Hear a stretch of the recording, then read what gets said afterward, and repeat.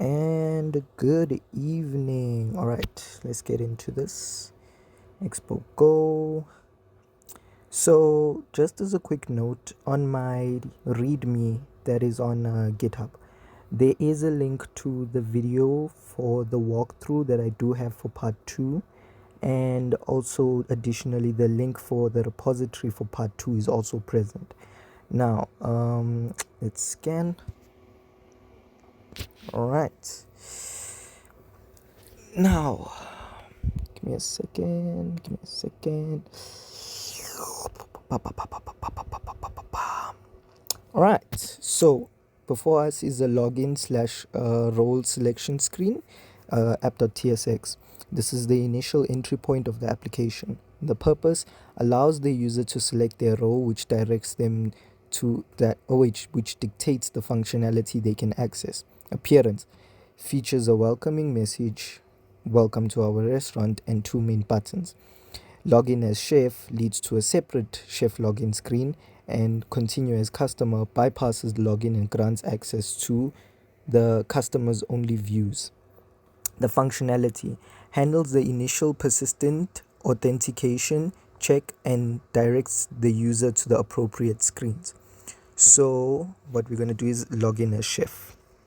Now, okay, well, since y'all can't see this part because apparently it's hidden, I don't know why, or unless this is all screen recording features where they don't allow you to record logins. Before us is a chef login screen. This screen is accessed by selecting login as chef from the role selection screen. The purpose authenticates the chef user to gain administrative access. The appearance titled chef login with 2 text input fields, one which is masked for a password and a login button.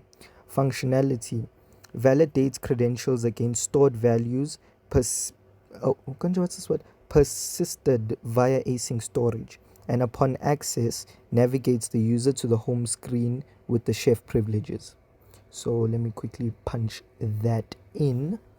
It's admin123, admin123. All right. Before us is the home screen.tsx. This screen serves as the main dashboard and is accessible to both chefs and customers, though its content and available actions vary by role. Purpose provides an overview of the prepared menu and course pricing averages. Appearance total menu items card displays a count of all items currently in the menu. Prepared menu list shows a short list of existing menu items including details like name, description, price, and course. Average price per course, a section that lists each course category, appetizer, main course, and dessert, and calculate the average price for items within that course. Functionality shared display key menu items or key menu summaries. Navigation buttons includes buttons to navigate to other views. Go to menu, likely for chef admin access, and go to view for the customer menu browser, as well as a logout button. Now let's go to view menu screen. So view menu screen.tsx, this is the primary browsing interface for the customer role. Purpose allows clients to browse the full menu and filter courses by category. So, and as seen, there's nothing currently there. Appearance titled view menu and dominated by a row of filter buttons for different courses, e.g. full menu, appetizer, main course, and dessert. Below the filters, a list displays the menu items as cards showing the item name, description, price, and course.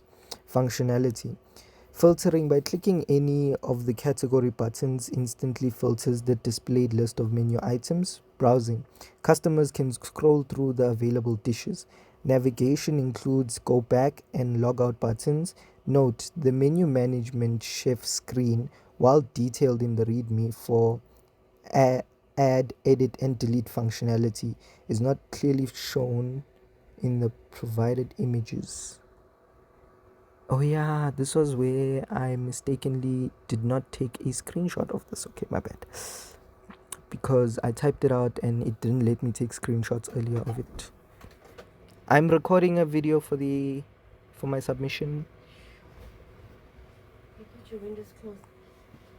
Apologies for that. Then we go back and do the menu management screen. So this screen is the dedicated administrative panel for the chef role, accessed via the go to menu button on the home screen. Purpose: allows the chef to perform full CRUD, create, read, update and delete operations on the menu items. Appearance: titled menu management and structured as a form. Search field, a search/selection field. A search by name input which likely lets the chef select an existing item to edit or delete. So let's go back quickly. What's currently under spaghetti, or I'll just say iced tea. Go to menu, iced tea. It's there.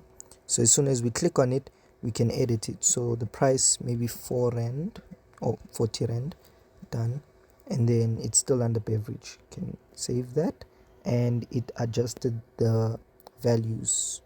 So it's beverage, shows the price as 40 rand, or you can modify and edit these by any means. Input fields: text inputs for item name, description and price. We also have a course picker that you just see pop down for the iced tea right here. Oh no, the course picker is down here, my bad, which pulls down a whole drop down menu for selection purposes.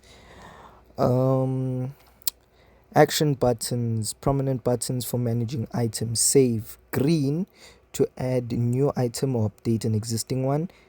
Delete, which is red, to remove the selected item from menu management. Cancel is gray to reset the form or discard changes.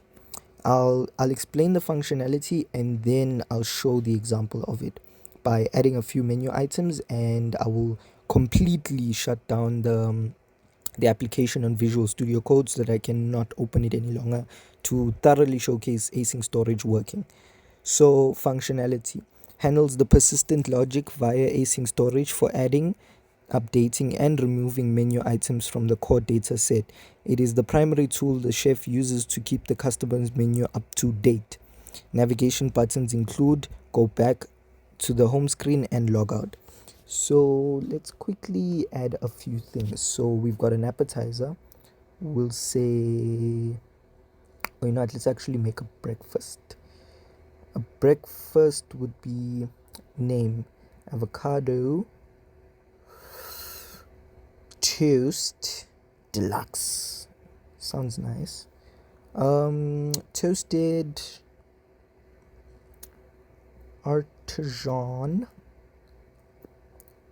bread topped with mashed avocado. The price for that will be 85 rand. Not 85. And then we can say save. Another one that we can use is, let's add a beverage this time. Homemade ice lemonade. Description: tart and refreshing lemonade. Price will be 30 bucks. Yeah, it seems about fair. And then I'll just add a side dish. Garlic parmesan. How do you spell parma? I was wrong. Sean.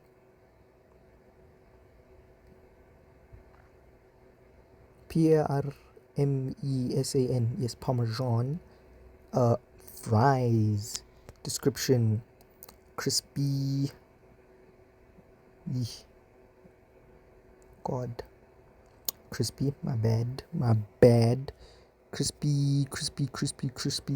Thin cut fries toasted with grated grated Parmesan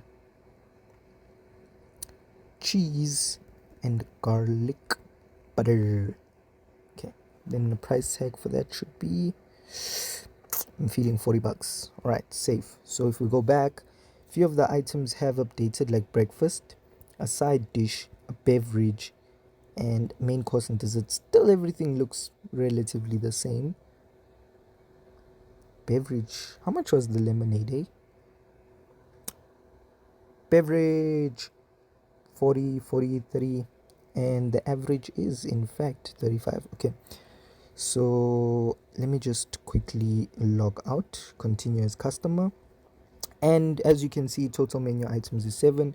Going to view also showcases the exact same things that we just added, and we can separate them based on, yeah, I never added a soup. Okay, go back.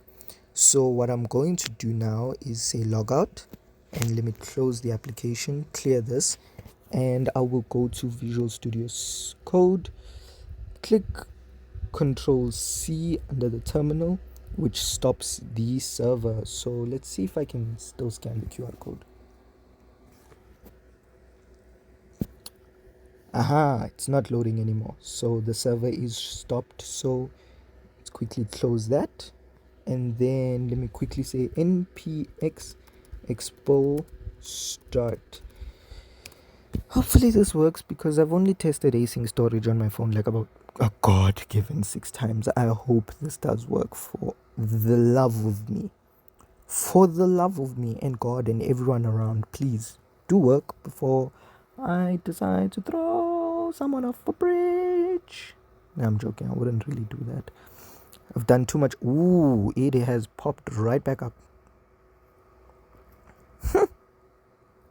Well, we've closed you, continue as customer, and would you look at that, total menu items is still there. So if you go into admin 123, admin 123, and punched in the wrong credentials there. Go to view, everything is still there. And thank you for watching. Hopefully I didn't ruin 12 minutes of your life by making you watch the most boring app tutorial in the universe. Okay, I should get points for actually keeping you company, by the way. Hope everything's well. For the love of me, I'm tired of this. I'm tired of the code already, I won't lie. I love it. I love figuring things out, but this was not one of them. Because why? Tried adding an image as a background, did not work. Tried doing multiple things here, did not work. It's as if God was saying, bro, just stop. You're doing too much. Yeah. But anyways, thank you and goodbye. Let me just go submit quickly.